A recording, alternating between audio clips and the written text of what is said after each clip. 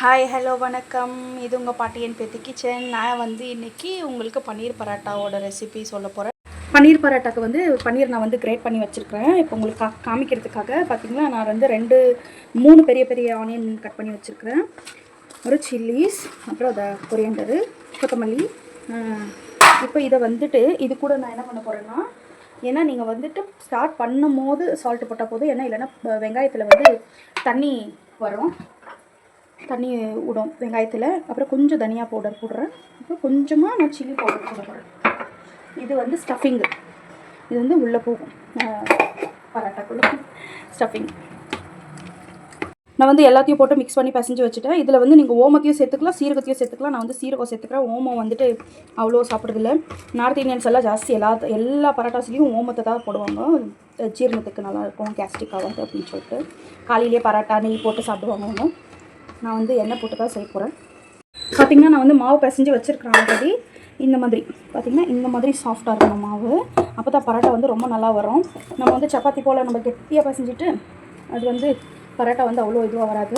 பார்த்திங்களா, ஒரு நிமிஷம் காமிக்கிறேன். இப்படி பண்ணணும். இப்படி பண்ணிவிட்டு நல்லா கையிலேயே கொஞ்சம் சைட்டு எல்லாம் வந்துட்டு மெல்லிசாக பண்ணிவிட்டு இதில் வந்து மூட்டாவாக தான் இருக்கணும்.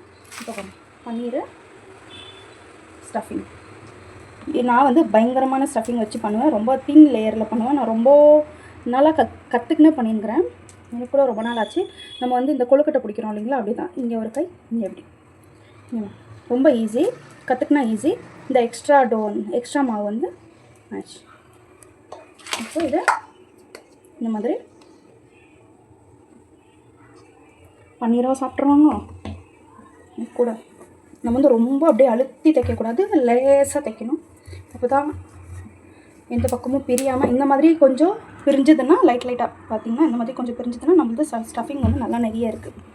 மாவை மாத்திரம் கொடுத்துட்டு ஸ்டஃபிங் கம்மியாக கொடுத்தா நல்லா இருக்காது பரோட்டா. ஸ்டஃபிங் நிறையா இருக்கணும். தலை காஞ்சிருச்சு. இப்போ இந்த சைடு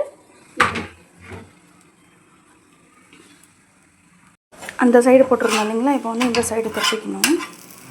திருப்பிட்டு எண்ணெயோ பசங்களுக்கு நெய்யோ கொடுக்கலாம்.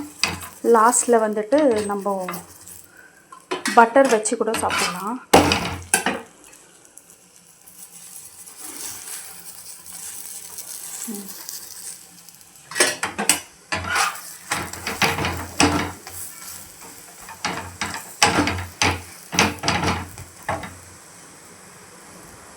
பிரேக்ஃபாஸ்ட்டுக்கு வந்து பன்னீர் பரோட்டா, க்ரீன் சட்னி. லஞ்சுக்கு வந்து லெமன் ரைஸும் புடலங்காய் கூட்டும், அப்புறம் மோர், கிரேப்ஸ் எல்லாம் எடுத்துகிட்டு போனாங்க. ஓகே, பாய்.